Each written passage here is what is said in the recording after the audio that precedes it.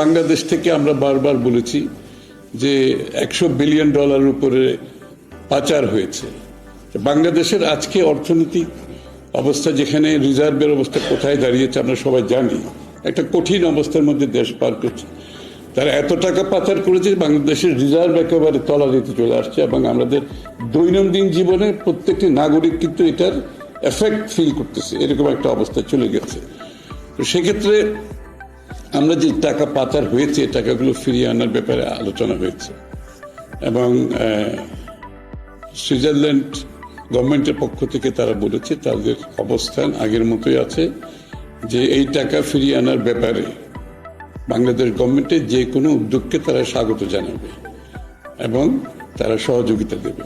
এটা হচ্ছে একটা ভালো খবর, কারণ আমাদের এই টাকাগুলো তো ফিরিয়ে আনতে হবে। বাংলাদেশের এত সম্পদ লুণ্ঠন হয়েছে, এত সম্পদ বাইরে গেছে, যে এগুলোর আমরা যদি ফিরিয়ে আনতে না পারি এই অর্থনীতিকে রিকভার করা খুবই কঠিন হয়ে যাবে। সুতরাং এই দিকটা আমি মনে করি একটা তাদের সহযোগিতার যে একটা আশ্বাস আমরা পেয়েছি, তারা নিশ্চিতভাবে এখানে আমাদের সহযোগিতা করবে।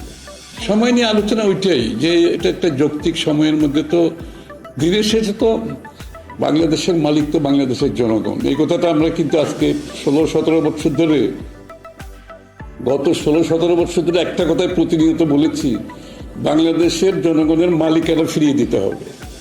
অর্থাৎ বাংলাদেশের জনগণ সিদ্ধান্ত নেবে দেশ পরিচালনার ক্ষেত্রে তাদের নির্বাচিত প্রতিনিধির মাধ্যমে, যারা তাদের কাছে জবাব দিয়ে থাকবে। এটাই তো গণতন্ত্রের মূল মন্ত্র। সুতরাং সেই জায়গাটাতে তো কোনো দ্বিমত থাকার কোনো সুযোগ নেই। এবং আমরা সরকারকে আমরা বারবার বলেছি, এটা একটা ইন্টেরিয়াম সরকার, যারা এই কাজগুলো করবে এবং আমরা তাদেরকে কোনো সময়সীমা বেঁধে দিই না, বলকি যৌক্তিক সময়ের মধ্যে।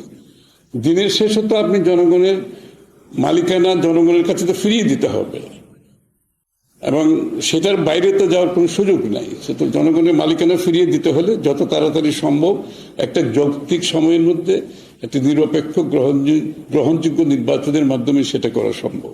তো সেটা সকলে প্রত্যাশা করে। আমি নিশ্চিত যারা আজকে অন্তর্বর্তীকালীন সরকার আছে তারাও কিন্তু সেই কথা বিশ্বাস করে।